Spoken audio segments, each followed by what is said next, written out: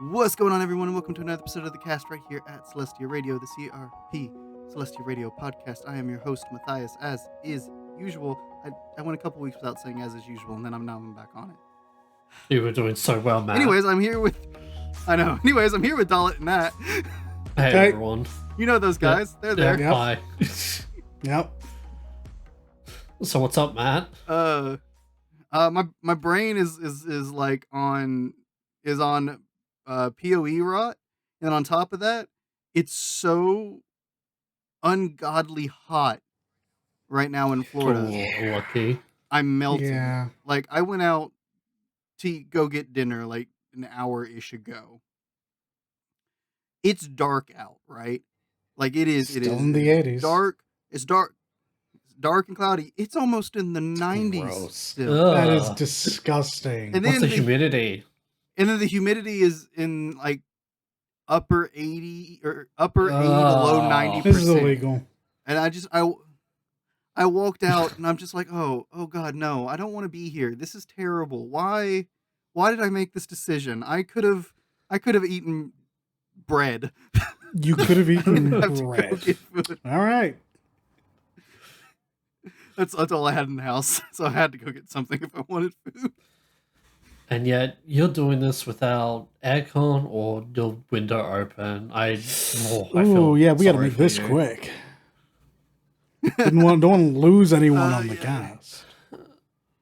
If you just hear like a loud like like slosh of like water, I finally. Oh yeah, that makes sense. Just Makes sense. This episode is going to turn into a live leak. Oh God. So let's go. live. This episode brought to you live All right, by Matt. H2O. All right, Matt. So you said PoE. What's PoE? Okay, well, I think Still if gotta you, work on those I think it's the transitions. Last episode from this one. Yeah, I gotta work on those. It's almost like I'm doing it on purpose. Even still. Oh, you know, that's fair. That's valid. I think it would be last episode from this one. We briefly mentioned, Path of Exile, PoE, and we said, oh yeah, let's hop into it all together, and we did. We've all been playing Path of Exile. Yeah. Like it actually managed to distract me from my single player RPG. I've got the Path of Exile brain rot. It's so much fun. Ooh. Yep. It's a very time consuming, time wasting game that you could just let yourself get lost in. It is. And I also, because of how like extensive this like skill tree is in this game, I've lost a number of hours just kind of looking at different builds and seeing what people like do. And I've seen, so the game has, was it 7 classes? Correct. Yep. Yeah, 7 classes. They each have 3 masteries. Except one. Except the Scion, which only has the one. Yeah, except the Scion. Okay, so sorry, 6 of them have 3 masteries, and Scion only has the one. Mm-hmm. I'm curious about Scion. I want to try it. It is without argument the worst class in the game. As of right now, yeah, but when she first came out, oh boy. Fair enough. She was good. Fair enough. I shouldn't say worse. They're just, you have to do so much to get to the point the other classes get kind of for free. Yeah, I had a feeling like when I saw the Scion and like how it worked, I was like, oh, you're not gonna work really well in how this game like plays, because you're just kind of in the middle. You have like so much more to go to and go through than what the others end up having to work with. Again, when she first released, she was good, but because it's been every break I've took from Path of Exile, it's been literal years, so I don't know what's been changed with Scion, but yeah, it's kind of a shame hearing that Sion's not that great anymore. I came on kind of strong. It's not that they're the worst class in the game. Any class can do anything, right? It's just that You have to put in more time to make the Scion work as efficiently, which isn't... Yeah, time and effort, exactly. which... Yeah. It's definitely something you probably would be better off playing with friends to help you get through that early game section. I don't think the early game is where that struggle's going to be, if I'm honest. Oh, you think? Yeah, I think... No, it's her stats and all that. Yeah, I think eventually you're just going to run into a wall and have to really think and rebuild again. Mm-hmm. But yeah, like the early game stuff is... I mean, I've run over it forgetting to upgrade my stuff for dozens of levels at a time, if not more. That's all about, like, can you, especially after your first character, can you build a decent weapon? I genuinely think a weapon and enough resistances alone gets you through that entire story. Yep. That's fair. Because a lot of builds will mention, I think it's called 65-65, which is like 65 block or like damage reduction and like 65% elemental resistance and all that. So this game is very much heavily based on, tanking everything and not being instantly popped, because that's also the end game of this fucking game is if you get hit once or twice, boom, you're done. Bye. But we'll get to that in a bit. Because we'll get that in a minute because we have skipped ahead. I know, but like I'm just saying, like, no, for sure. Guides tend to build around surprisingly being tanky for the most part. It's probably because a lot of guides are built with the thought that you're going to be playing solo. So you have to have a little bit more tankiness. Yeah. I mean, every guide I've looked at has presented itself as if you're going to be playing solo. I mean, super hot take. I don't think this game loses anything for being solo. And in many ways, I think it's a faster, easier experience. Not a better one, per se, but faster and easier. Yeah, I would say so as well. Especially since, like, being conscious with, like, oh, if I'm in this dungeon, but my friends are in fucking the town, and I kill, they're not getting the experience. So you got to be like mindful of just a lot of things. Yeah, I don't know. I don't think too much on it. And I mean, I've been playing solo like most of today and yesterday, and it was fine. I enjoy the experience and playing the game, but I will say one thing about this genre of game, in general, whether it be like Diablo or Last Epoch or just any of them out there. Yeah. I don't want to call it brain off, but no, it's brain off. But it kind of is the description that comes to mind of doing the standard, level process, whether it's leveling in game, grinding for gear or whatever. You kind of end up in this state of you're doing the cycle, you're doing the loop over and over as you play, and I mean that's fine. The game's fun, so the play loop is enjoyable, but you don't have to think so much because you know how to play, how to do what you've built yourself to do or whatever. Every now and then you may have to react to something unexpected or something that catches you off guard or whatever. But I mean, it for the most part, you're not really like thinking as much as you are in say like a turn-based RPG, like a Kiseki, Persona, or anything like that. Because that one you're kind of thinking about, well, I need to hit this character's weakness or whatever, or etc. and so forth. But yeah. So I'm fine with that loop, and I'm fine doing it by myself. But I do find it far more enjoyable when I'm with friends playing this game, just for the simple fact of the banter, talking, having a laugh, just something to keep me occupied as I'm doing this more or less brain dead thing on repeat.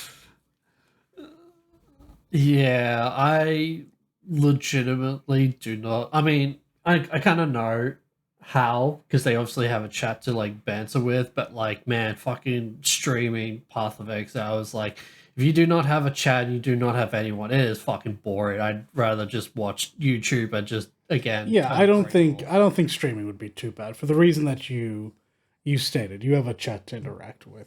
When I'm running through, I toss on like a 2 hour long video or something, and I just let that be my white noise. Yep. Because if I'm playing PoE, I mean, at the moment, this is going to change once I hit endgame. At the moment, I'm still going through the story, so there's still plenty for me to do, even if I'm solo. Mm-hmm. Yeah, and also with solo, it helps you. I don't want to say experiment because I don't think that's the right word, but it helps you like get into like the side content or like the previous. I literally just I forgot what they're called.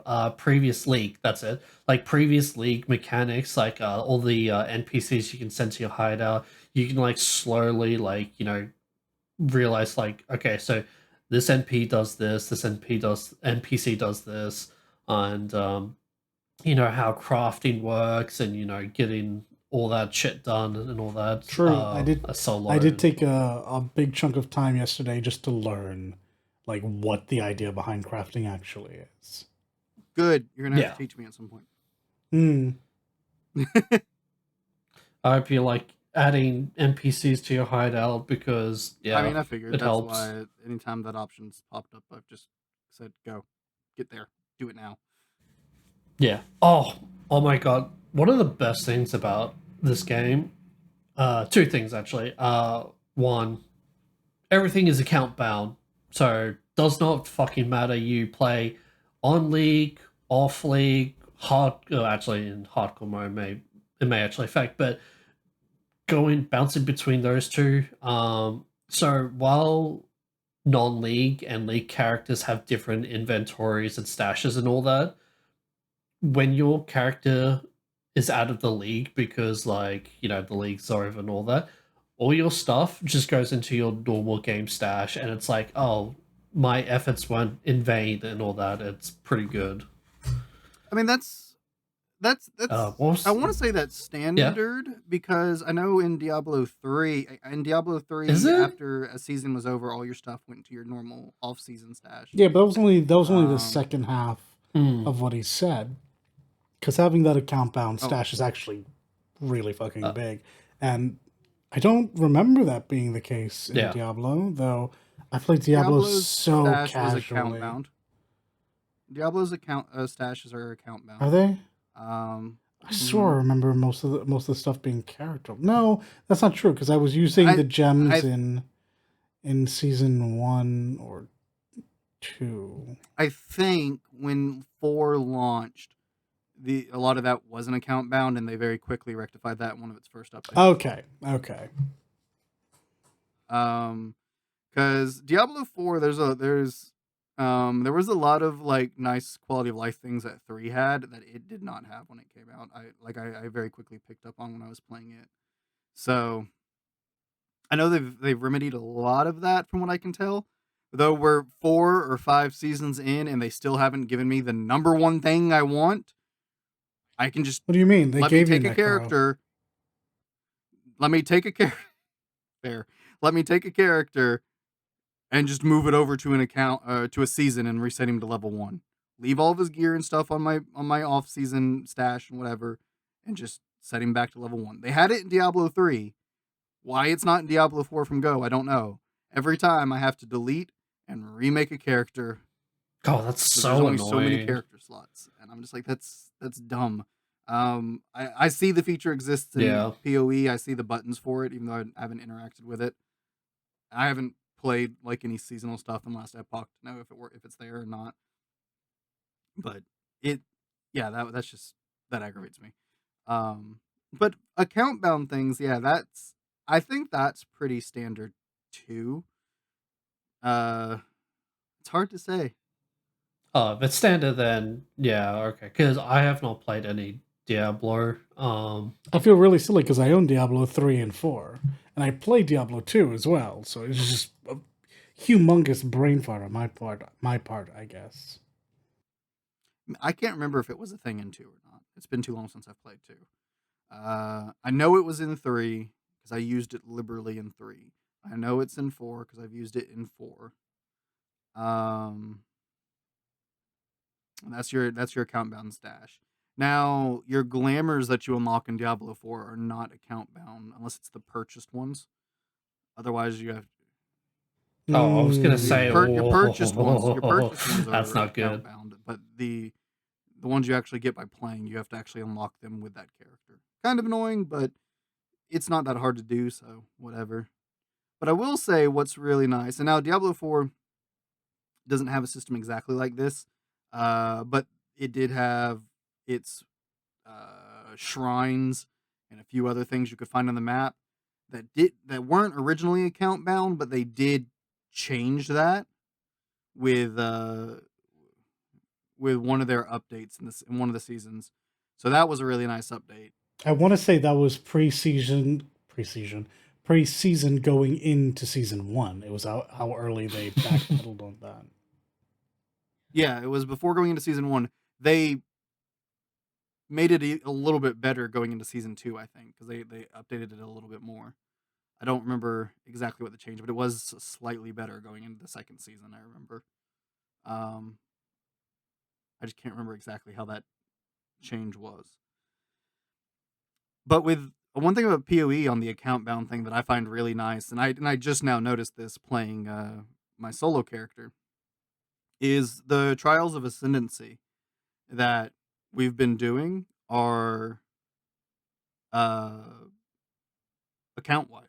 Yes. Yeah. So we did all the trials on our group playthrough. So we did all the trials for the first run. Well, for the first run, yeah, that's what I mean. For the first run, and when I started up my solo character, and I discovered my first trial room, the quest popped up, but it wasn't clear the trials. It was take the test. So I didn't have to do the trial rooms. I just have to get to the Act 3 where the portal is and take the test. Correct. So I was like, oh, that's really cool. I don't have to go through the little puzzle rooms, though. I can just kind of ignore those. I was like, that's a really nice little thing. So, I mean, considering the character we're all playing together is further than my solo character is, I feel like that's going to be the case for most of those. I'm just going to have them already done. Yeah, I should do a little correction. I know we're saying account bound, and I know what you mean, but realistically, it's actually league bound because next league we're going to have to do everything all over again. Per league. This is for whenever the... Yeah. But I understand what you're on about, Matt, but yeah, I just want to clarify that technically it's more league bound than actual account bound, but yeah. Well, I mean, if you made a character on the non-league season for whatever reason, it would be just there. Yeah. But yeah, you're right. It is league. That's more precise. But league, season, same terms more or less for anybody who hasn't played. Yeah. Just for listeners out there. I gotta say, this genre of game, as anybody who knows me knows, is a genre that I really, really love. I love this style of game.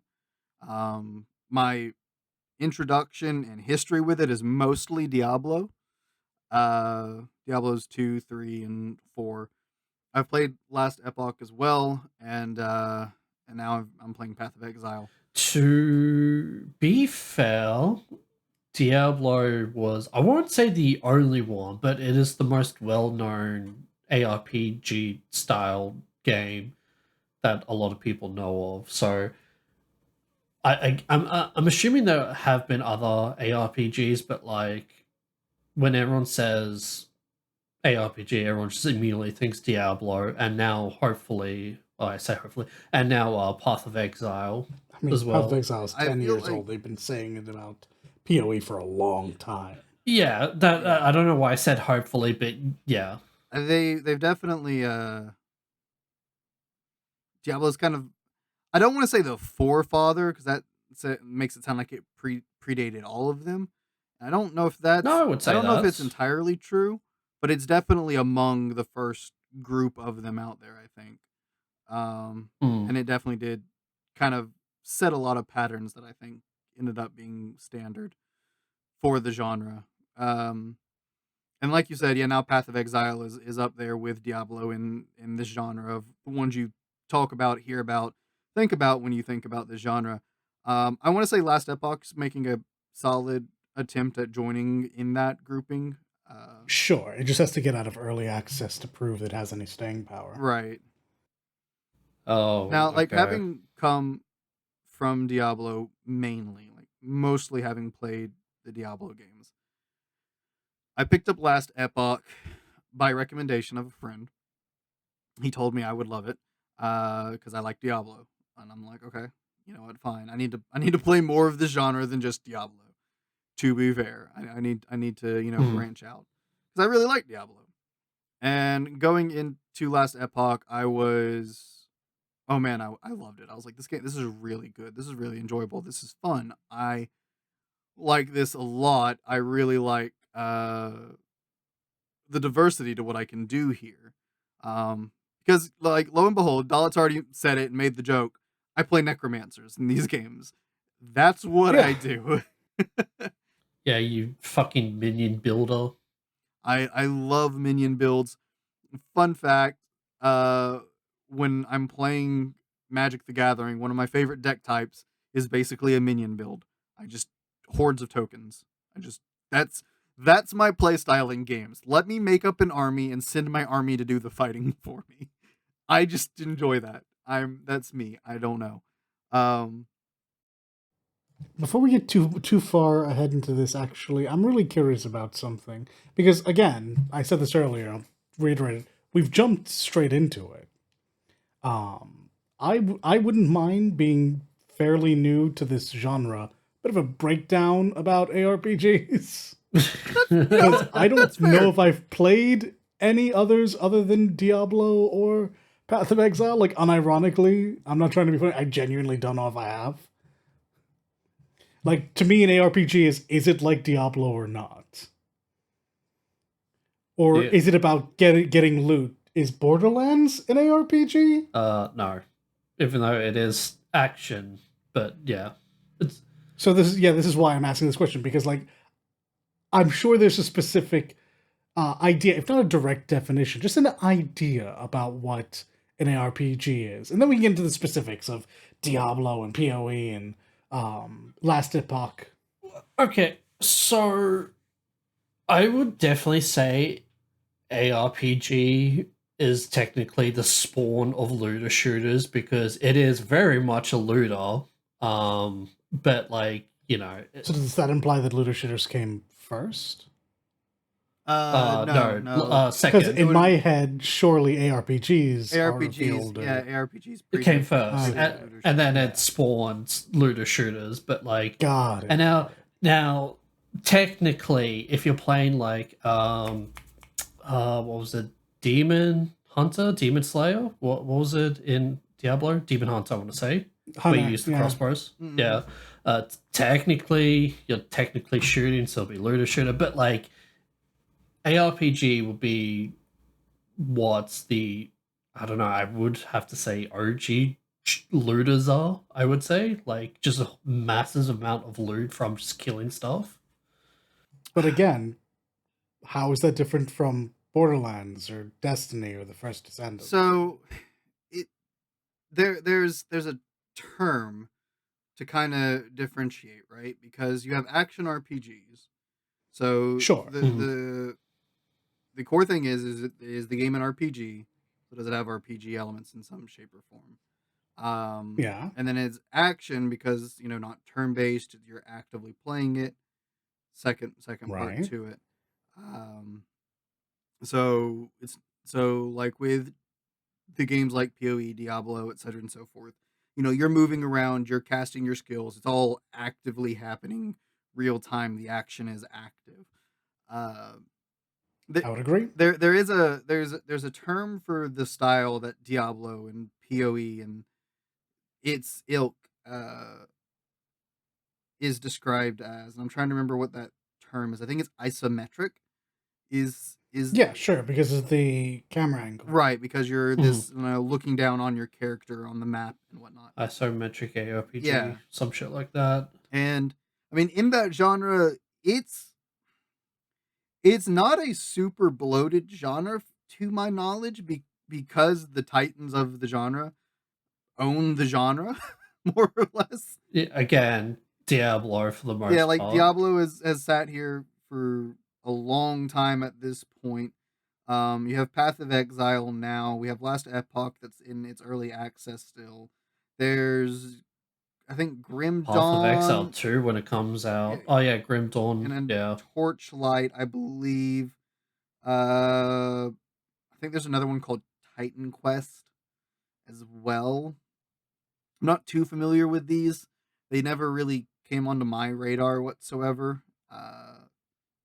There's some out there. There's a number, but that's kind of the how you like defer them from other games is this isometric looking down angle. It is active action-based combat, and it is an RPG in that you're building your character. You pick a character class, you level it up, you assign skill points in some shape or form, whether it be to like a skill node or stats or whatever. Mm-hmm. With that description, you know what you just described, Matt? Borderlands, but isometric. Thank you. This is what I've been getting at the whole time. So looter shooters are just subgenres to action the RPGs. greater ARPG. I would say so. With isometrics being another subgenre. Yes. Yeah. No. Got it. Like the major difference would be the camera itself. One of them will obviously be either third person or first person, while isometric is top down, looking at your character and seeing everything else. Excluding Borderlands, most of your looter shooters aren't very RPG heavy. Borderlands ends up being pretty RPG. Ooh, I don't know about that. I think both Warframe and The First Descendant are pretty RPG heavy. Yeah, they are. They absolutely are. I hadn't considered those. That's fair. They are looter shooters and they are MMOs as well. So yeah, it's very interesting how RPG either evolved or created subgenres for the rest of the games, like, Borderlands. Yeah, this is a conversation we have to have at some point, because RPG as a term is officially, in my mind, outdated and way too broad. Yeah. Like the fact a lot of that gaming genres in general are just getting to that point. True. Like even Call of Duty is considered an RPG nowadays because of all hold on. Oh no, that's true. That's true. You know that. No, I don't know that. This is why I'm confused. Oh, well, yeah. I've never heard this before. You can fucking level up your guns and equipments and all that shit, and yeah. Oh man, I don't know. This feels weird. Like the idea that Call of Duty, Diablo, Final Fantasy, and Monster Hunter, they're all connected, bro. They're all RPGs. Feels wrong to me. Diablo and Final Fantasy make sense. Call of Duty does not. Monster Hunter does not. So yeah, we're gonna have a show at some point figuring out like a new term for this, because RPG ain't it. Look forward to it, dear listeners. We're gonna try and define is an game RPG. Genres. Oh geez. But coming back to specifically ARPGs, thank you for your definition.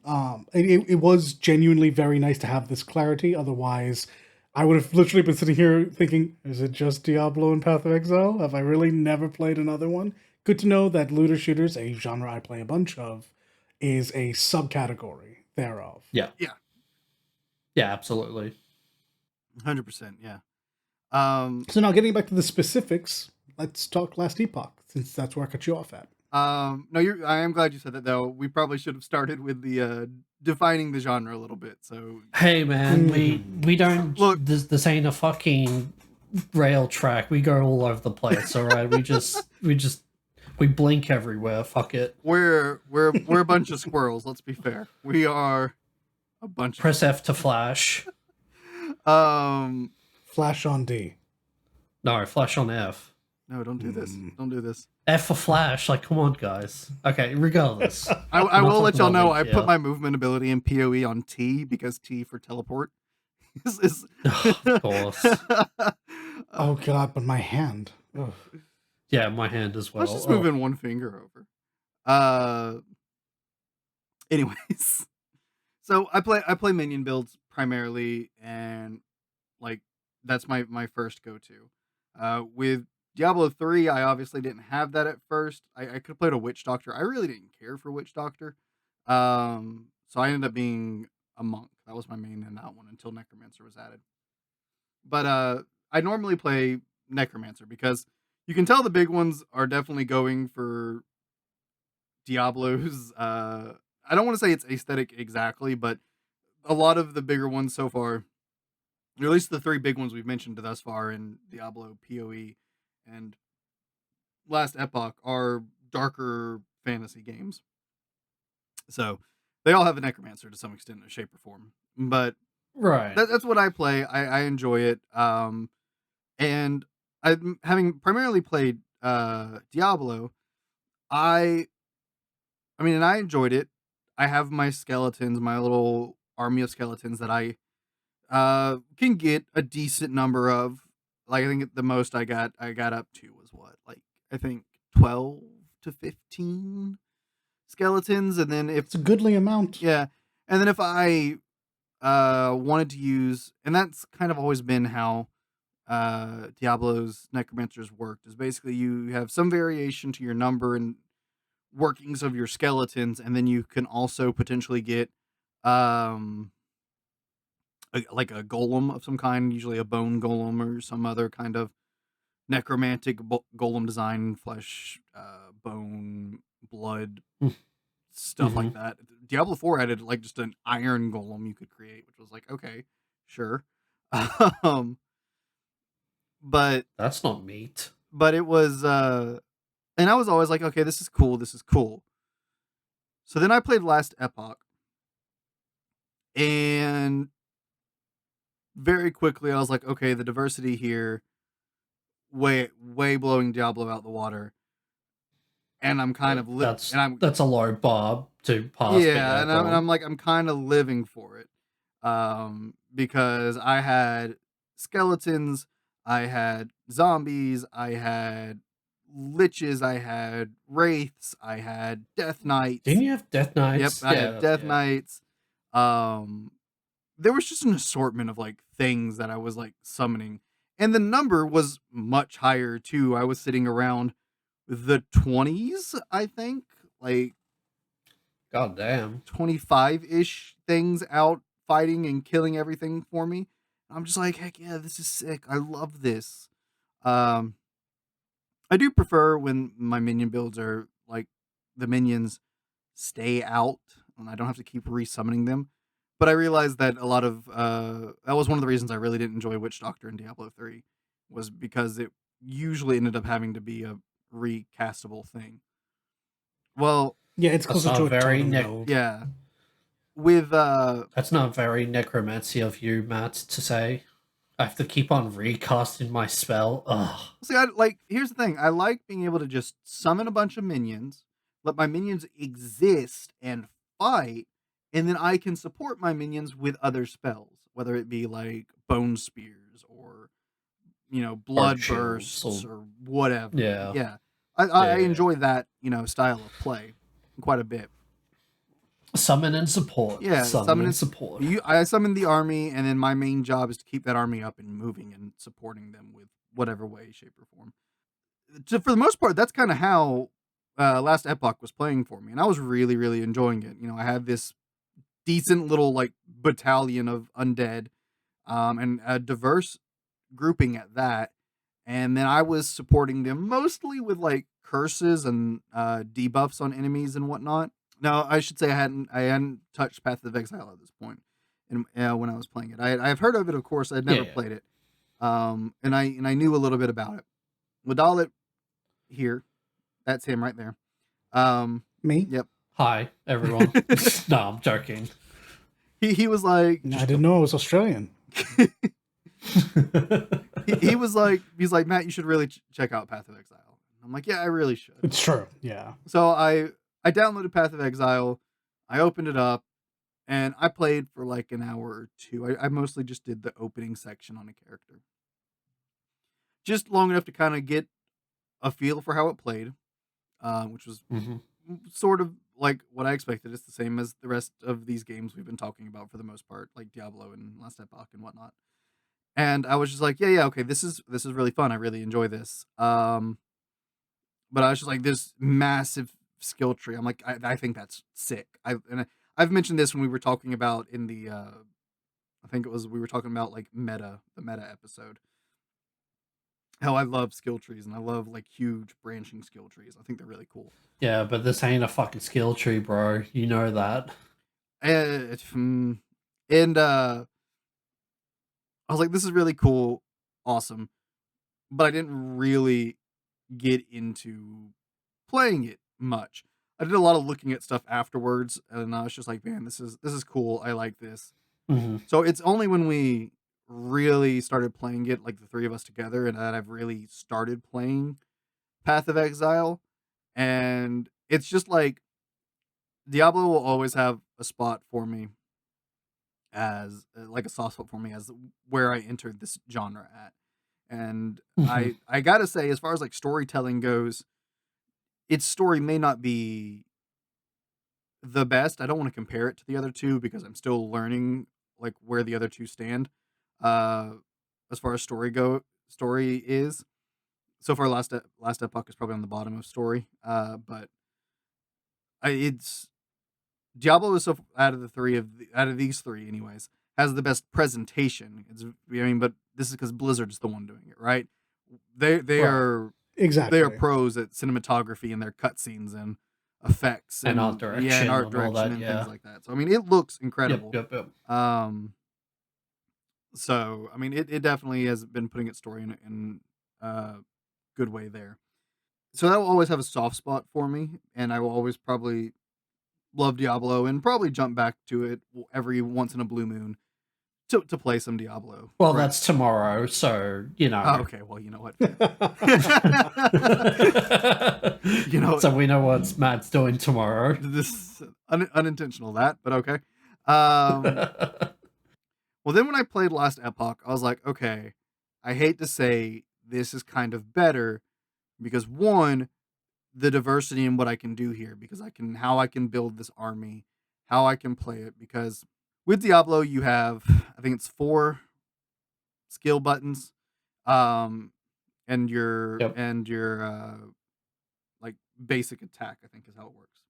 It might be basic, secondary, and then 4 skills. So it's at most it's at 6 buttons, at least it's 5 as far as like what you can assign and what you can do. And that's basically what they do. In Diablo 3, you could get like these modifier gems or whatever for the skills specifically, I think it was is how it worked. That could change them up a little bit. In Diablo 4, they did away with that, and you get basically like a little skill book where like your core class skill, you can usually do something to change or how it works or whatever. Okay. Whether that be like they do a little bit more damage in exchange for, less health, or they're more tanky in exchange for less damage or whatever. Yep. Editing and changing your skills very minute. Not a whole lot to it. It's very simple. Yeah. Yeah, it's very simple. Go to Last Epoch, same number of buttons as Diablo. So no change Makes there. Sense.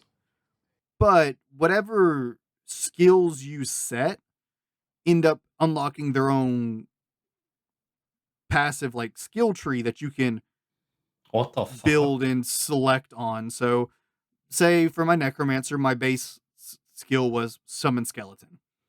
Right. I can build the skeleton in down one branch of the tree, and it unlocks skeleton rogues and then skeleton archers. And then I can go down the other, and then I can get make it to where, it no longer spawns warriors and archers, only spawns rogues, and they can do very fancy rogue things like stealth or backstab or whatever. Right. Or I can like hyper focus my summon skeleton into one of them, or I can kind of play it into two of them or all three of them and have like versatility and different types of damage going out. Yeah. And then same thing with like my skeleton mages. I can go down to where my mages are, instead of just doing basic like necrotic magic, they're doing elemental magic. I can hyper focus down one tree and I'm summoning liches instead of basic mages. Mhm. Or I can forego my mages altogether and I can get my death knights. And then so it's each skill has a different tree and how it'll evolve and work and change. So you can like two people can be using like the same 4 to 5, 6 skills, but they could be completely different depending on how they use those skill trees for each skill. Just a quick question. Is it really easy to reset your skill tree or your ability skill trees? Oh yeah, you just click a button. Oh, okay, cool. Because click a button. You can love to see that. And at any point, if you want to change the skill, you just move the skill up into your active skills, and so whenever you do change the skill, you have to level, and I'm like air quoting level the skill back up every time you change one of them, but that doesn't take very long at all. And as you get as your character gets to a higher level, the starting level gets higher, so there's less leveling you have to do. Right. So it's mostly inconsequential. But if you wanted to change your build between like in-game dungeon grinds, you would go do a less difficult one once or twice real quick just to max out whatever you changed and then do it. Right. Yeah. Because I could see a huge problem with resetting your skill tree being either really expensive or you were just not be able to do in the first place. So hearing that is a good thing. Yeah, like respecking was for the most part like super straightforward and easy. I think I can't remember there being any real restriction to it as far as I can recall. And it was I played around with all the different summons and what I wanted to do a number of times, and I'm just like, man, I really, really love this. This is cool. I love the diversity of what I can build here because I can change my army in any way, shape, or form. So that's pretty cool. Nice. I should say, because it's related and you asked the question, respecking in Diablo also not super difficult. There's usually a button for it. It just takes a lot of like gold. Yeah, I figured as much, which is a WoW thing. Which is just a main resource you get from existing, yeah. But it's a lot of gold, so it's not hard. It is a little expensive because it's just a lot of because it's expensive. Yeah. Same thing. You need that gold for other stuff, but so Diablo had very minimal like customization to your skills for the most part. There was customization to your skills, but it's fairly minimal. Most of the customization that Diablo and its skills got was from uniques that dropped. Whereas over here for Last Epoch, the skills were all very versatile, all very changeable, and I didn't really get a whole lot of uniques or anything like that to see what uniques did to that any further. I would assume they further enhanced things in some way. And now playing Path of Exile to bring it into the equation. Wow, there's a lot here. There is so much. There's so much. There's listeners, believe me, this skill tree, passive tree, whatever you want to call it. Not a tree, bro. It's a fucking sphere.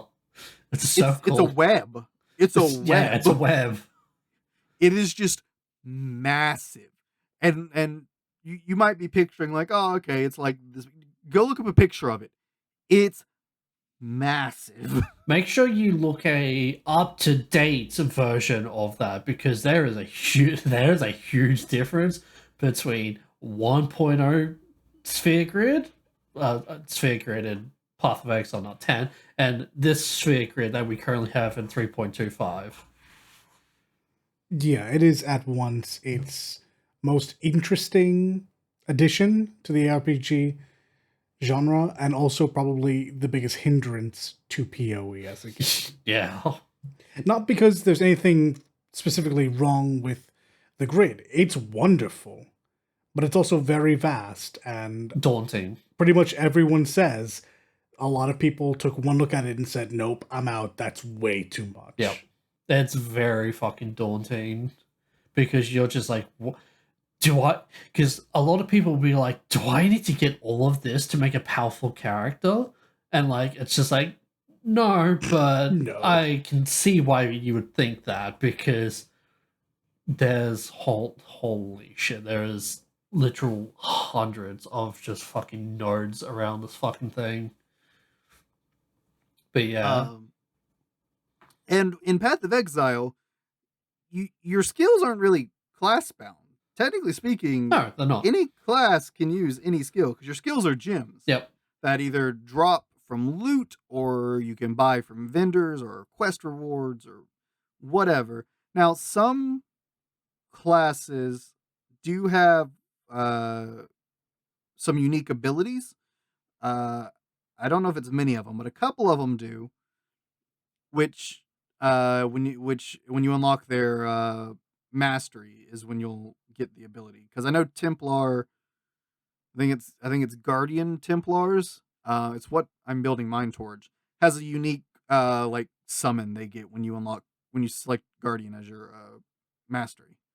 So right. There's a couple like that, but for the most part, any character can use any skill theoretically. Yeah. The big passive web is, stat boosts, things to affect your build. So if you're going, an elemental mage, you grab, the elemental damage nodes. If you're going minion build, you grab the minion damage and duration nodes and whatnot. So that's how that works there. And then you have, it's somewhere in like the 100 range of like skills. And then there's also, or skill gems, and there's also like support gems that affect or enhance a skill when they're paired together. So you can customize skills in that way. So you can, like, say for my minion build, say I have summon zombie, and then I can tack on their convert the fire damage. So basically my zombies are now doing fire damage. They're basically flaming zombies now. Cool. Now, they don't physically turn into, fire zombies, but on their hits, they will start doing fire damage. It doesn't change anything appearance-wise. It's all, like, mechanical in that regard. Yeah. I'll be honest, I'm a little surprised at this point, because another, not failing, but another low mark for PoE is, oh my god, the screen clutter. Screen clutter? Yeah, I don't think we're there on our shared characters yet, but I have a 67 Ranger that is absolutely filling the screen. So let me give you But you have a level 67 Ranger? Yeah. Oh shit. Damn, I've been fucking slacking. Let me give you a nightmare to look forward to on our shared character. Oh god. The cap of minions I had in Diablo 4, we'll say 4 because I don't remember 3, was, we'll say, I think the highest I ever got was about 16. Yep. The cap of minions I had in the last epoch, I think the highest I got was 25, maybe a little bit more, but it wasn't much more. The cap of minions that I can get with one skill in last epoch is 61. Holy shit. One skill. Yeah, no, that's not counting PoE does not all have the other skills. That is PoE. That's PoE right there. Is one skill has 60 something things I can get out with it. You said Lost Epoch did that. No, Celestia Epoch had the 25-ish, not much more. Oh, okay, I must have misheard Path that. of Exile. Yeah. But yeah. I may have misspoke. Bro, so but Path of Exile. If your minions get in my fucking way for my cyclone, I'm not going to be happy, Matt. I don't. Is there? I don't think there's collision. Is there collision minions, for minions? I don't remember, but yeah. There's collision on minions. There's collision for totems. Totems, yeah, which is annoying, yes, but because they fill up a space. Yes. Yeah. Minions, I don't think will block. God, I swear to God. But like with one skill, I can get 60 minions out, and that's not counting all my other minion skills I'm using. Yeah, it's fucking ridiculous. It's so cool. I can't wait to get that skill, mind you. Because the moment I get it, I'm slotting it in. We're using it. I'm dropping the army every time I get the chance. But even right now, even without that skill, what did I say the other day when we were playing Dalit? Like we were all playing. You asked me how many I had out. I was like, it's in the 20s or something. I think I said. I had... Yeah, I was just seeing green bars everywhere. I had 6 zombies. I had 7 skeletons. I had like 8 like floating skulls. I had the flaming skulls. I had like 4 specters. I had 6 of my like... Because right now I'm a necromancer, air quote. I'm actually just a conjurer. I'm just conjuring everything that can fight for me. Not just undead, because I had like my divine spirit guys that one of them I could turn into a giant like demigod spirit. Yeah, just wait till you summon Ice Golem to buff your fucking minions as well. Yeah, and then there's golem summonings. There's some cool like animated weapon and animated guardian style summons you can do. And then there's different like of these. Like one of the ones I'm gonna be using is like it's like they're like called heralds or whatever. I'll be summoning them, so some kind of celestial-esque thing, I guess. Heralds? Do you mean it's just pantheons? Massive army. I have no idea. Okay. But yeah, just massive number of things, so many things. It's crazy. It's a dream come true for Matt. It is. I gotta say, like, the more I play like these isometric ARPGs that aren't Diablo, the more I realize, damn, if only Blizzard put actual effort into their games. Honestly, yeah, kind of. Actually, though. Yeah. It feels like Diablo is Blizzard's just trying to get by on the name and reputation they've built and not really doing too much to evolve their game or anything like that, or really do anything outside of the box. And I'm not saying Diablo isn't fun or anything. It's just it feels so basic in comparison to these other two. Yeah, like just imagine if, because I know you're not gonna like this, Dollar, but just imagine Asmongold has always said this about Blizzard. Blizzard does best when they steal good ideas from other games. So imagine if they just stole the last Epoch why would skill I tree. Not like this? Huh? Why would I not like this? Oh, because you, correct, yes. I thought you didn't like Asmongold's takes and all that.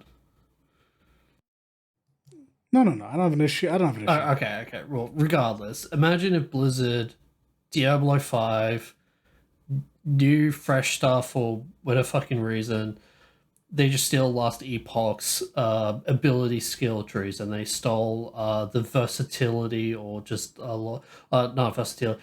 They stole like the class system for like Path of Exile. So you choose one character, and they can ascend into 3 different classes, kind of like what WoW does. But yeah, but like imagine if they just took all that, put it in Diablo, and then actually put like effort into the new game. People would fucking love that, but no. So I think the hardcore players would like that. I think genuinely Diablo would die, though. You think so? I don't think the majority of the player base wants that depth. I think they enjoy a simple ARPG, and y'all can fight me on this. Diablo's a fucking simple ass ARPG. No, you are absolutely fucking correct. So I ain't fighting you, but like I'm just that focuses on a story wherein after that story, like 70, maybe 60% of the player base leaves. They don't come back for the seasons. They were just in it to see that story, and they will be back for the expansion. Maybe, but like I don't know. I just feel comes out in like 2 months. True. Well, from time of recording. Well, from time of recording, anyways. Yeah. Yeah, but like I don't know. Don't get me wrong, though. I think the people that play Diablo, the people that roll a new character every season, the people that get tired of doing hardcore runs because it's no longer a challenge, I think they would welcome the additional complexity. And I know this because I also have watched Asmongold talk about PoE. So I know for a fact at least one player that plays this would like that. Actually, that's a lie, because I've also watched Rax make the transition to PoE, and he really, really liked it and jumped in all the way. There's a lot of people who would love that additional depth group as well. Like, of course, because he plays PoE, and I think he mentioned something like that. So yeah, like people who are like real fans of the genre would like eat that shit up, but people who are fans of the IP probably not. The upside to Diablo, whilst being a weaker game, is that they have the pretty cutscenes and the refined animations, which may no longer be their claim to fame after PoE 2. We'll see. Yeah, that's for sure. But the amount of money they can throw at this game is really what separates it, whilst still having it be like just really easy to ingest. It's not very complex. It's not very long. I think it took me 3 days to get through the initial story, and that's really slow compared to people. It's been sure, but even still, I probably wasn't gonna get through it that much faster. Whereas I'm hauling ass on my like standalone character in PoE. I'm still not done, and we started before I started with you guys.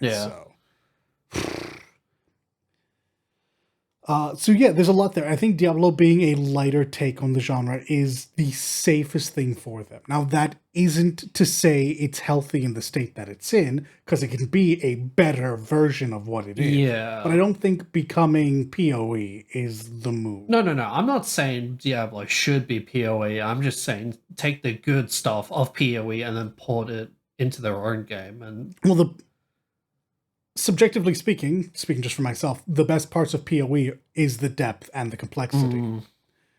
All stuff that I think would be unwelcomed by the majority player base in Diablo. Again, being specific, not the hardcore player base. The hardcore players are always the minority. It's always the minority. They would welcome it, but I think like where Diablo makes its money wouldn't be as welcoming.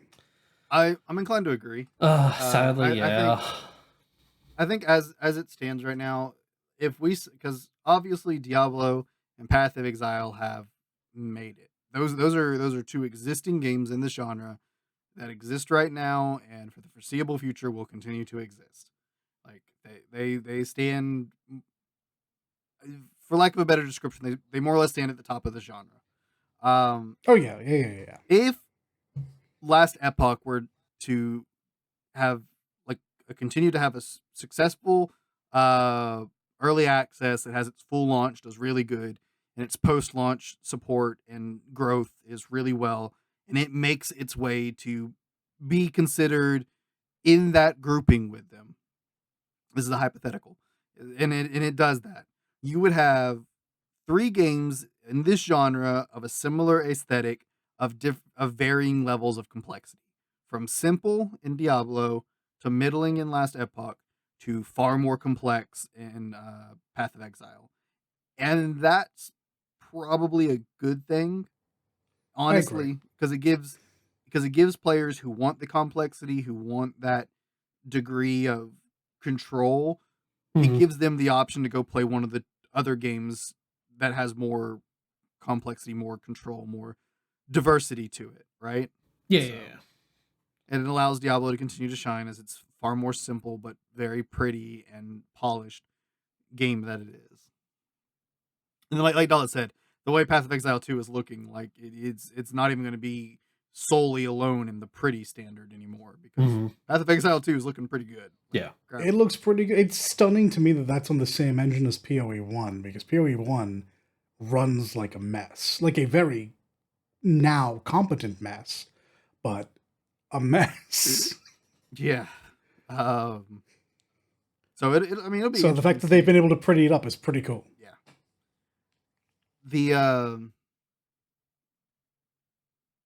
But yeah, no, I think Path of Exile is definitely kind of taking the cake for me.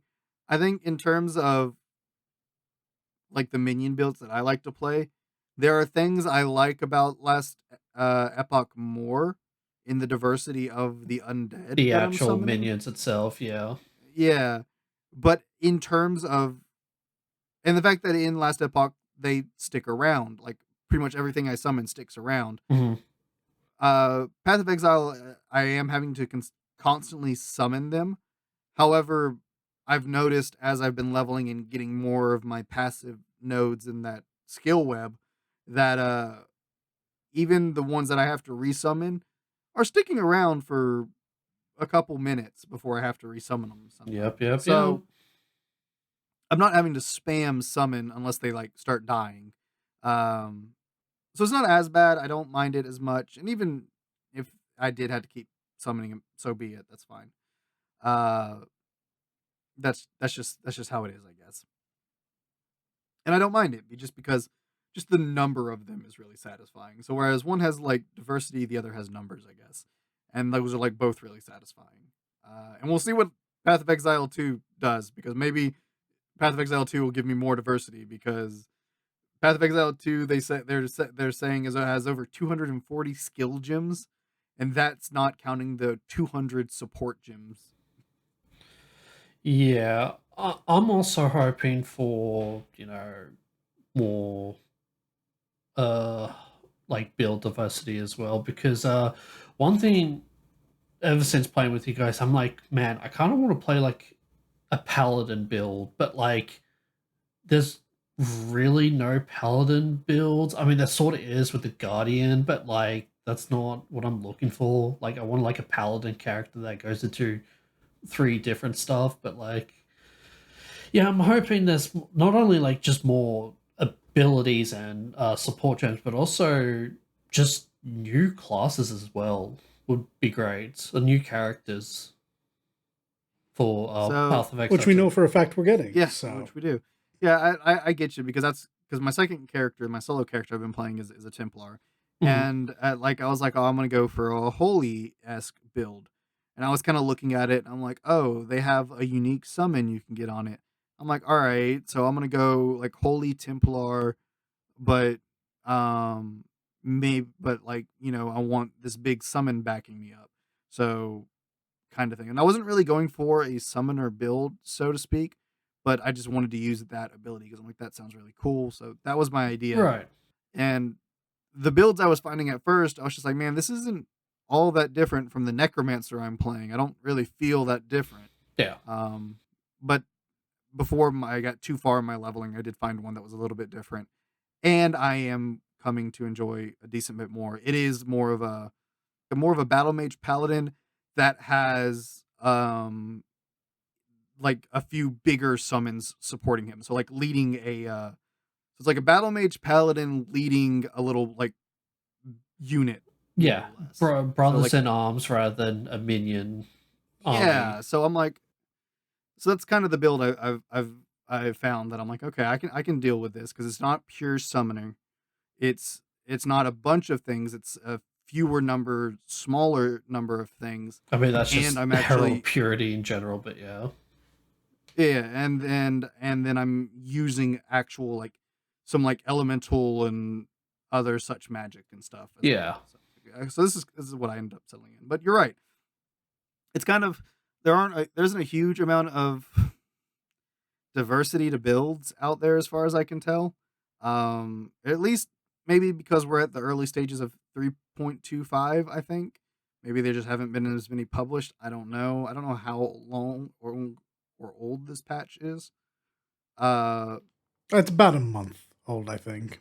Yes, okay, so it's still fairly new. Yeah, so there's still probably a lot of people testing and finding those builds. Because I've looked at the classes and I'm like, okay, there's a couple other classes I want to play, but I couldn't really find any builds for those classes, like masteries that I wanted to try out. So I'm like, all right, give it some time, come back, maybe there'll be something interesting. Oh yeah, we should mention that. So there is a like huge diversity in builds in this game, but like it's not the way the other previous two games work. It's more so builds centered around one damaging skill, and then everything else either supports that or like makes you mobile and all that. Rather than, I mean, yeah, which is why I haven't had an issue with this, and I can imagine making all of these characters pretty easily. Yeah. I think the issues come down to, are you put off at the idea of only having one or two skills? Yeah. I think it's great because I am in fact feeding like 4 supports into my main attack. Yeah. And again, watching it just wipe the screen, I think that's fucking great. Yeah. Yeah. To be fair, that's how a lot of these in this game series play is. Usually you have one big ability and the rest support it. Like Bone Spear, Necro, and Diablo. Yeah, I want to at some point make a Captain America build. Shield. Find something that has a shield throw, and I'm just chucking. Yep. I'm pretty sure there's a thing called spectral throw or some shit like that. I don't know. So there's been so many throw abilities. I know it's in this. Yeah, I'm pretty sure I've seen it before. But yeah. Here's the funny thing about that, though. Like because you're right, though. That is basically how it is. Is you pick one ability, and that's kind of what you're building around. Yes, more or less. So that's why you'll see Inquisitor Righteous Fire build, Slayer Cyclone build, and it's not just the one ability, it's the one ability and then everything else, which is like 12 plus gems, support gems, whatever, just supporting that one skill. And which is fair enough, because I am running Toxic Rain, which is being supported by like 5 abilities, and then I have Despair, which is being supported by like 3. Yeah. And also, whatever my movement ability is. It's not getting a whole lot of support, but it's there. Frostblink. So it's... No, not on my ranger. It's not. Oh, okay. Sorry, go on, man. Is it dash? No, it starts there, but I get another one where I can just phase and run through and apply Withered when I run through. That's really cool. Yeah. So like I'm playing technically a 3-button. Yeah. Technically a 3-button setup. So like I'm playing Diablo 4, which is why I'm like, I don't know. I think this is pretty comparable if you ask me. So yeah, it's funny because it ends up being, you're really only main focusing 1-2 abilities, but mostly just the 1-2 abilities. True. But Path of Exile gives you the option of 10 to 11 buttons. Because it actually has like a control thing for another set. When you hold control, you get another palette swap. Yeah, that's your aura bar. You don't put any. That's how I use it. You don't put any of the absolutely correct abilities on that bar. It's just true. I swap to it. I hit Control Q, W, and I'm good. Set and forget. Never hit Control ever again. That is what it's mostly been used for. But with my Necromancer, which I'm further along when we were playing together. I also have my bigger summons that I'm using right now that I don't have to resummon. I have them set over. I have them set over there as well. So that makes sense. Tab over, pop them up, and then they come up, and I only have to tab over and hit it again if for some reason they die. Yeah. Which I haven't seen that Reaper die. He is just a whirlwind of death, and it is awesome. He is schmovin'. He's so cool. But yeah, so I'm just like the ability to use more skills is there. It just doesn't end up playing that way for the most part. I'm sure there's probably some builds out there that actually would make use of it more than others. There are some. Honestly, my minion build might be one of the ones that make more use of it than others. There are some active skills that do actually interact with each other, and it's not just support skills. So, if someone I saw like freeze shatter. Yeah, I have a couple ice spells on my paladin build that interact like that. Yeah, so like 2-3 blade spells, they all interact with each other. So yeah, I think they're all like technically physical spells, so that's why they interact with each other more so than anything. But yeah, so like there are active spells or active gems that interact with each other, but the majority of the builds is 1-2 abilities, rest of support links. Those support gems. Right. But now we've said all that, we've prefaced all that because, you know, what Nat said, he kind of wished there was a little bit more diversity. Well, Path of Exile 2 is coming out. Yeah. It coming out this year? Not likely. I don't think. Probably early next year. No, we'll get no, today this year we're getting the beta. Yeah. Oh shit! Really? We'll probably get the beta end of this year. Maybe earlier. We'll see. In a few days, we have opening night for Gamescom, and Path of Exile 2 is going to be at Gamescom as well as PAX. So well. Well, it's been a playable state for a couple of times. They've already invited plenty of content creators to go out and try it out. From the last con, I forget what the PoE con is called, and I think a couple of different trade shows before that. So it's been playable. Now it just comes down to when is it going to open up to be playable to everyone? Yeah, they're in the polishing stage of things. That beta, early access phase, whatever they end up calling it, probably later this year, maybe soon. Like I said, we have two big. I'd like that. Yeah, we have two big game shows, real close to us now. That Path of Exile 2 will be at. So some kind of news hopefully coming. But Path of Exile 2 has 12 character classes, and each of those character classes has 3 ascendance options. So that's 36 classes to pick between. That's a lot. I'm happy to hear that. Yeah, so hopefully the diversity is there. Not to mention, like I said earlier, PoE 2 is rocking 240 minimal skill gems and 200 minimal support gems on top of that. A lot of people are going to hate me for saying this, but I kind of hope Cyclone makes a grand return in PoE 2. Because it's a fucking staple in PoE 1. Because I have the PoE Steam page open in front of me right now. I'm just kind of scrolling down, looking at and it's like one of the things it has here, and it's like description things is dual specialize your passive skill tree, with 1,500 skills that completely customize your gameplay experience with dual specialization now. Fuck like, yeah, let's go. And I won't lie, I don't fully understand what that means, but fair. Is it what I think it is? Is it literally what WoW did back in the day where you're allowed to have dual specs? So I don't know with absolute certainty. What I can tell from the image that is next to that particular part in the description is the passive web is back and bigger. So I'm assuming you're going to be getting more points to put in the passive web. I fucking hope so. And by dual specking, I'm assuming it means you can, if you go Templar, you can play both as Hierophant and Inquisitor. I'm assuming, you can like main one spec and you get a couple extra points to put into a secondary spec. It's on the WoW thing, which is pretty cool in my opinion. Maybe we'll have to wait till we actually get to play it to see. Yeah, this is all speculation, by the way. Like, you know. Yeah. Now, I want to say this, just because I have to point this out, and this is honestly amazing. First off, First off, Diablo is very near a full price game. I think it is a full price game. I don't remember. God. Yes. Yeah. It is. It is a full price game.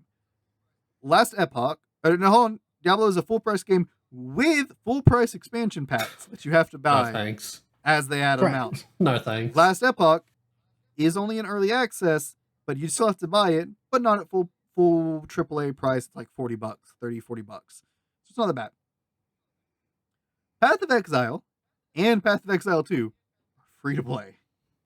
But that comes with the caveats. Yeah, big old asterisk on that. Microtransaction store. Oh no, forget all that. The game is free. You can play through the game, at least get through the story. I think I'm getting kind of tight on it, but get through the story free, no problem. However, someone else said this, and I'm going to steal it. What Path of Exile is a free-to-trial game because you're going to run out of stash tabs. Yep. You just are. And it only costs like $20, which in the grand scheme of things, I think is a fair price. So, the way I look at it is PoE is a $20 game. But you don't have to spend a dime to try it until you hit your inevitable wall, stash max and go, all right, well, time to put in. And then suddenly you realize, oh, this is how they get the box price out of me. That's fair. Yep. And I genuinely do think that's fair. You are in no way hampered in any other way. And frankly, I didn't even feel that till I hit the 60s when I finally realized, oh, I am running out of space. I haven't even run out of space, but I can see it on the horizon. I'm like, oh, okay. I haven't even beaten the tutorial yet. Okay. This is why this is a problem. So I'm eventually going to buy the bundle with the stash tabs and probably get a couple upgraded tabs. Mm-hmm. I don't mind supporting. Yeah, same. 100%. I don't mind supporting this game at all. I am blown away by what I've played of Path of Exile. Agreed. 100%. Yeah. And granted, this is still the honeymoon phase. I will openly admit to that. Like I said, I'm not even into endgame yet. Same. But also same. I mean, I've put more time into this than I put into Diablo, and I was actively on my way to doing Uber stuff there. So, and like Nat said, it does have a microtransaction store, and that is all cosmetic stuff. Yeah. And that's where a lot of the money you would spend in this game goes is to the cosmetic That's where the big money is, yeah. Now, and this is another big thing to point out, just like how Path of Exile 2 is free, that's worth saying. Path of Exile and Path of Exile 2, whatever you buy, purchases are shared between the two games. This is from That's crazy. This is from the Path of Exile 2 page on Steam. Fair to play, never pay to win. Path of Exile 2 is a separate game to the original Path of Exile. We will continue to offer expansions for both games going forward. They are completely free to play and will never be pay to win. Purchases are shared between the two games. I'm trying to figure out how they're going to have to walk that back, because that feels ambitious.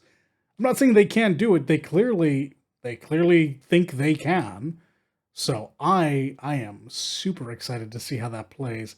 And I think it makes sense for stuff like stash tabs. That's super easy to transfer over. Mm-hmm. Even some gear, especially PoE to PoE 2. It's the reverse that I'm interested in seeing. Oh, yeah. Oh, for PoE 2 for PoE? Yeah. Exactly. Yeah, and for how long they'll do this overall. Because this feels like there's definitely a time limit. And I don't mean like a couple of months. They might be able to get a couple of years in before this has to stop. But this does feel like something that can't last forever. And I'd love to be. Right. Yeah, I can. Yeah, no, that's fair. Because I would not be surprised if Scroll Wisdom and Scroll Portals are still the mandatory currency for the most part between two games. I still think Chaos and Divine Orbs are still going to be part. Same with all the other orbs like Augmentation, Transmutations, and all that shit. Sure. As for the actual gear itself, that might be the one that gets locked out. Yeah, see, that's where my head is as well. because because if they add in, let's just say they add in a new color socket. So what they have? They have red, blue, green. Let's just say yellow, right? They add in a yellow socket to these weapons, and then how is that going to translate to PoE1? Well, you don't buy actual gear in this store. It's all cosmetics. It's all. Oh no, he means the drop stuff. Yeah. Well, the drop. Well, what does that have to do with things you're buying? Doesn't matter. Everything transfers over, right? No, purchases are shared. Oh well, okay, then never mind. Okay. I was like, "What are you talking about?" To be fair, though, they kind of have themselves covered on that. I guess you haven't run into any, but there is another slot, and that is white, and white seats any gem. Yeah, yeah. I forgot.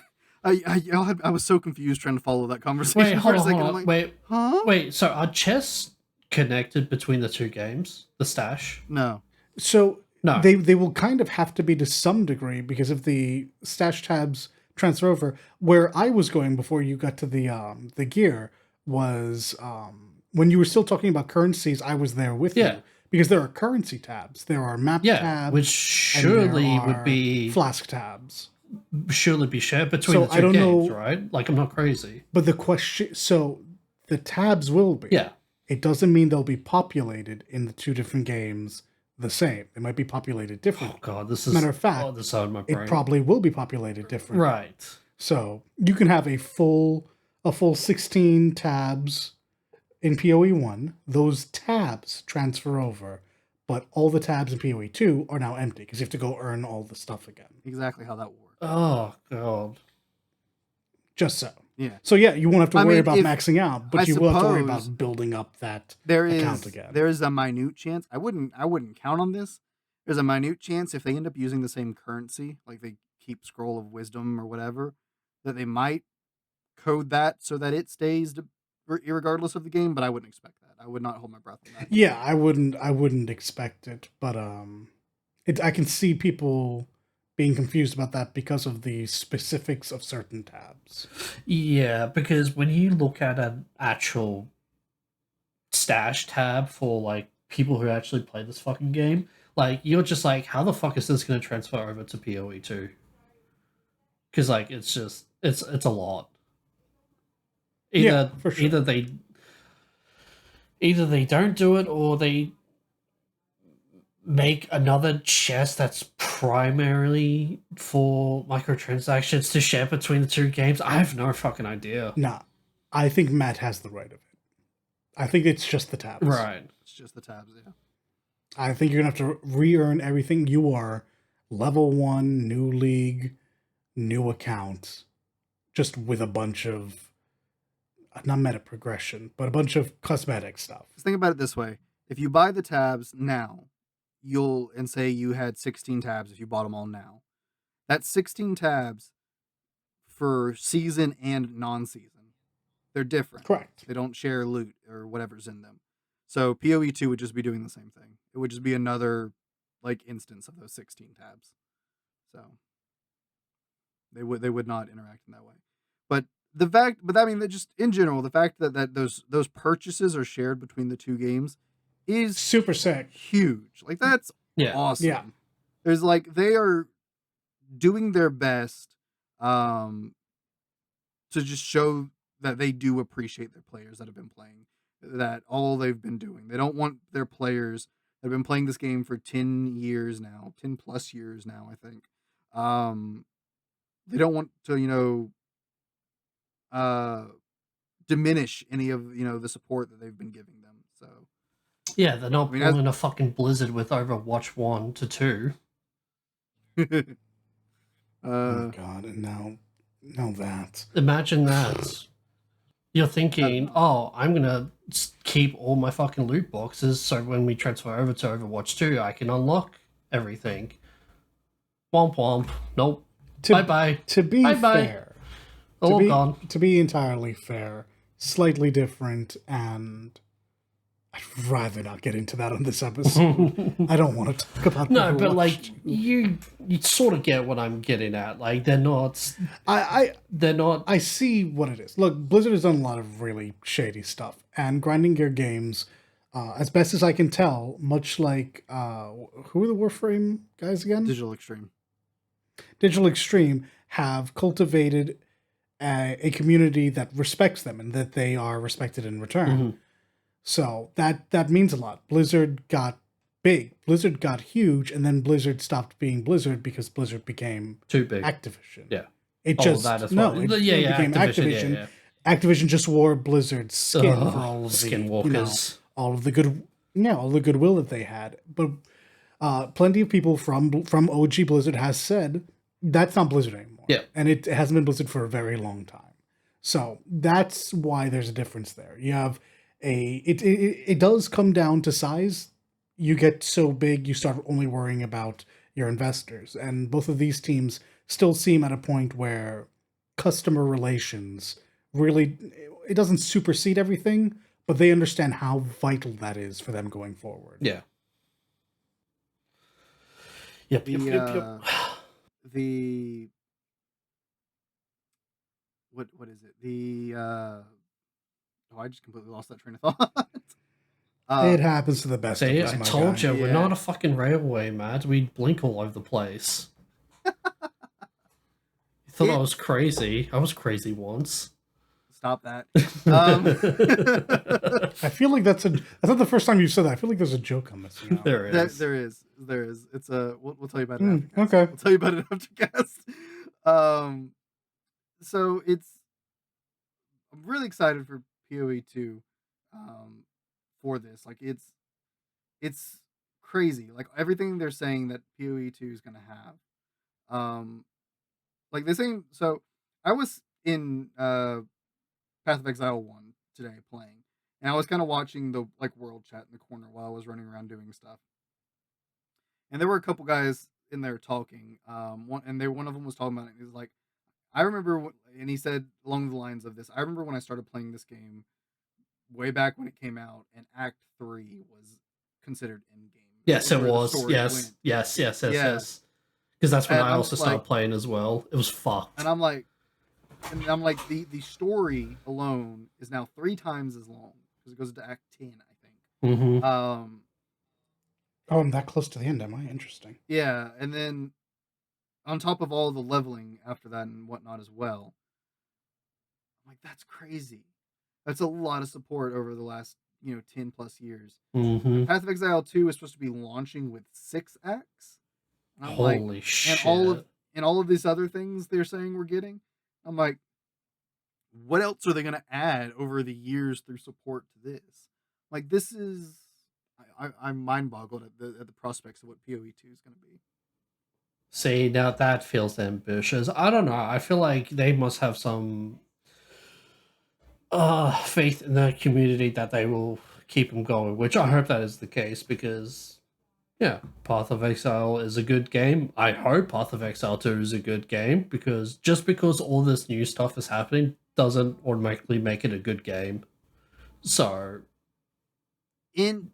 all of my playing of Path of Exile thus far, the only critique, my only quip with the game, like major quip I have with the game, there's probably some minor ones, sure, but my only major quip I have with the game is respecking.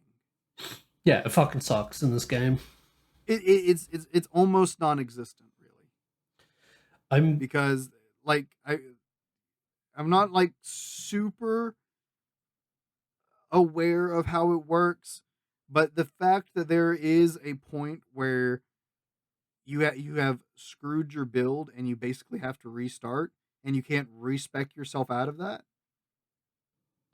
that's an issue. Sort of can, but I think it's expensive. Do you have anything to say to this? I don't know.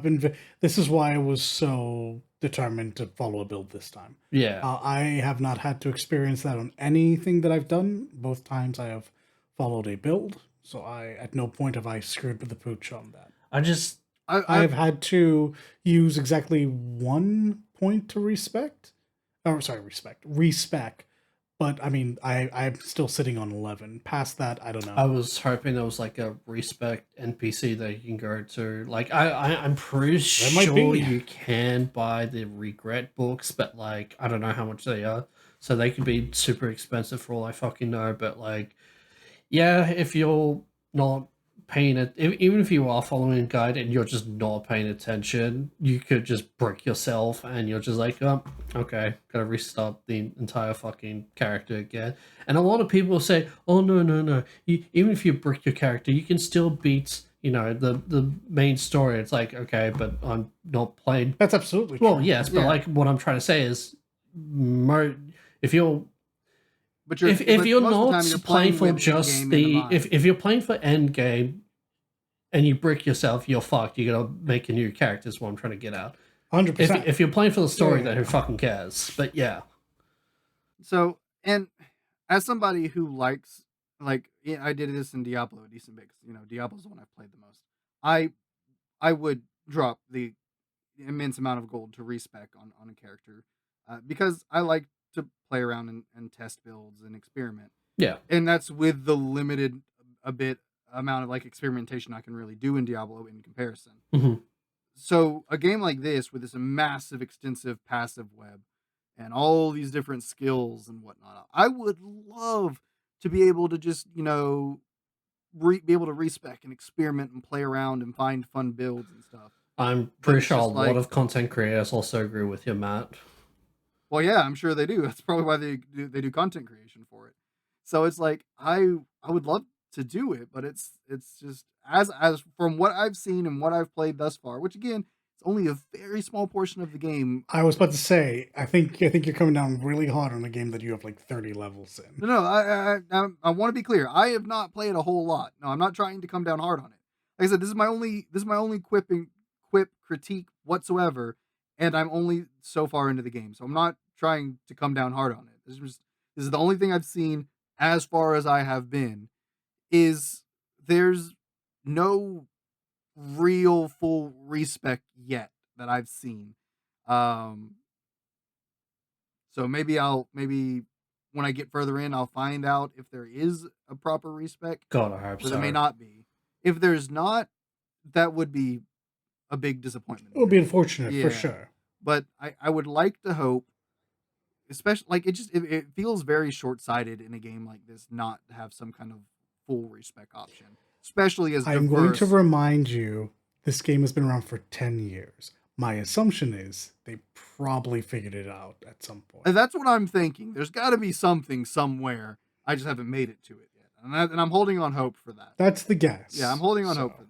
So the reason why we have the Book of Regrets and all that, and the only reason why they give you like 2 respecs is because again, back in the day, both beta and 1.0 max. I don't know if there was a max level, but pretty much since Endgame was Act 3, that was like what, level 30. So that's only like 30 points plus just a couple of extra points. So let's say 5, 10 extra points because kill the bandits, kill Fairgraves and all that shit, right? So let's just say 5, 10 extra points. That's only like 40 points, if that, and you have like 10 respec points unless you could buy them. So like it was I wouldn't say really, it was easier to respec back then, obviously not now, but yeah, as you guys said, hopefully there is a proper way to respec characters at this point in time, because you have 10 years to fucking solve this problem, surely, right? Maybe all the respec stuff, like the new proper full respec stuff, is in the in-game stuff somewhere. Because so. like we said, that's my assumption. Like we said, you don't really need a viable build to tackle the story. So. No. Yeah, and as has been said, with the Act 3 being the end, let me tell you, I have felt very strong since I hit about 30. Like I felt unreasonably powerful, with a couple exceptions where I ran into a room and just disappeared. But other than that, I have felt incredibly powerful. So see, Dalit, the story is clearly I said, see, Dollar, that's my secret. I'm always disappeared because I'm always surrounded by an army. Oh no! Like I walked into like 2 separate boss fights, and they're the only only places I've died, and I died fast. Yeah, Dollar said, "Hello, my baby. Hello, my honey. Hello, my." Yeah. I just rolled in. I got this. He, in fact, did not got this. All right. Let me see what happened. Actually, the second time I couldn't even see what happened. I died, so I was like, I need to go in again just to see if it was a me thing or what. What was I saying? I don't remember what I was saying, but yeah. With as strong as we are, yeah, the story requires nothing of you. Like you could have stopped. I frankly think I could have like stopped doing some of my progression a while ago, and it'd have been iffy, but I could have done it up until where I am. It's starting to get kind of questionable though. Yeah, and not only that, also just the discrepancy between the power levels of the old and new skill gems, because there are different. They are maybe not 3.25 because apparently they buffs most of the old skill gems, but like when the newer skill gems coming out, you could see the discrepancy between the damage modifiers between old and new skill gems, and yeah, you just like face roll fucking the story so easy nowadays. I mean, if you get any really good Val skill gem early on in your playthrough, you're gonna be in a really solid spot. Yeah.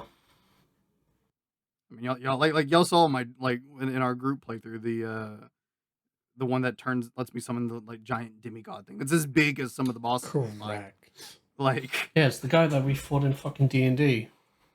Like yeah, like that thing drops cluster bombs of lightning bolts. Yeah. So yeah, so I guess it's all like we kind of just spent the last near 2 hours just rambling about Path of Exile and Diablo and just action RPGs. But that's just to say, we're really enjoying playing Path of Exile. Oh yeah. Playing it. Oh yeah. I think it's been a while since I've really played a co-op game with friends. And so I've been having a blast. Yeah, I've been having a blast just playing with my boys here. And just saying, I was playing the First Descendant this whole time. Look, the timing was really bad. Okay. Yeah, no, I blame First Descendant for that, for dropping on top of fucking Dawn Trail and all that shit. Just saying. Just saying. But yeah, I played First Descendant with you some. I really enjoyed just hanging out, playing a fun game with my boys. It's been a blast. The Path of Exile brain rot is so real right now. We're having a blast. Yeah. Oh god. Yeah. Super excited to see some news for PoE 2 in the very near future for us as of recording, hopefully. Probably already out by the time this episode goes out. And yeah, looking forward to it. It's just, yeah. That's been the episode, listeners. You just get to hear us talk and ramble about having a good time playing this game. Just one. I just want to mention one thing real quick. All I'm hoping for the official release of Path of Exile 2, which we're absolutely not getting, but I hope we do, is just one solid week of just blind playthroughs. I want no fucking meta builds. I don't want no fucking just this is the best thing, this is the best way, this is the best weapon. None of that shit for an entire week. We just blindly play the fucking game and, just brick our characters. And we go, well, for fuck's sakes, why didn't this guy come out like 2 days ago for me to go through? So yeah. That's all I'm asking for the community. I mean, that's again, we're not going to get it. It's probably going to happen. It takes a little bit of time to test those builds. No, people are going to bring over the old builds. Cyclone, Toxic Rain, Arc, Ball Lightning. They're all coming over. Yeah, Cyclone, yeah. You are probably going to get a couple of days of mostly blind on the new characters, though. Because that'll all be theory crafting and not well, this worked before. We see no reason it won't work now. Yep. I don't know. I just kind of want to see how the community would react to unintentionally bricking their characters, thinking that their builds are good. Because I would find that. I think a lot of people will do that. Yeah, I think we're going to do that more or less. Like here's the thing: we are playing co-op. Mm-hmm. I genuinely think no one plays co-op before endgame. So I think plenty of people will brick their builds and just do a lot of fun shit until they get to something that works. Yeah. And go into bossing together or mapping together, doing whatever you do together at the end point. Yeah. Oh, also another real quick thing. Do you guys think we're gonna get a league from the get-go of the release of? No. No. Do you think we're just gonna play the game normally? No. Yeah. We'll just get the. I'm gonna use the Diablo term because I like it and it sounds good. The Eternal server is just gonna be the get-go. Okay, yeah, because they'll do pre-season. That's what they did with 1.0, but that's also because that was in its infancy. So that's what they did with That's what Last Epoch did as well. I think Last Epoch went into its first season like last month or something like that. Okay. So. Yeah, I think the early season 0 preseason, whatever we're gonna call it, will be like. Yeah, will be much shorter than the downtime between seasons. That's what I think. But I imagine it will be a quick case study in, hey, find out how you think the game works real quick before we throw extra shit at you. Yeah, extra modifiers and what fucking nodes and affixes and all that shit, yeah. Yep. Just so. All right. Yep, I'm good. I'm done, Matt. But, yeah, so... That is I'm enjoying playing with my friends. It's been a blast. We're going to continue to enjoy playing, and I'm sure you all will continue to hear about it from us in the future. Especially when PoE 2 comes out, or we get some kind of big info dump of some kind.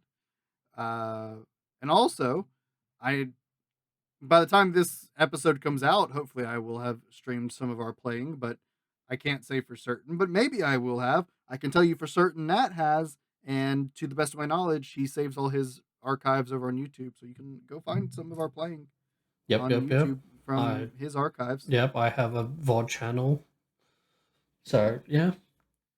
So, yeah, and same, I have one as well, so if I do end up streaming it when we play together, you can find it on mine as well. But you can definitely find it on Nat's. And so, that's another plug for mine and Nat's Twitch. Because why not? But listeners, we thank you so much for indulging us in our brain rot, as we just really wanted to talk about Path of Exile because we've been having a blast with it. And I'm not even going to shy away from the fact that I'm going to click stop recording on this episode, you guys, and we're going to go right into playing more Path of Exile to give you an idea. No, remember, we need that 20 to 30 minute grace period for grab snacks, and then we're going to go into some gaming. Oh my god. Give Dollard a break. He's an old man. Give him the break, Matt. No, because he's not that much older than me.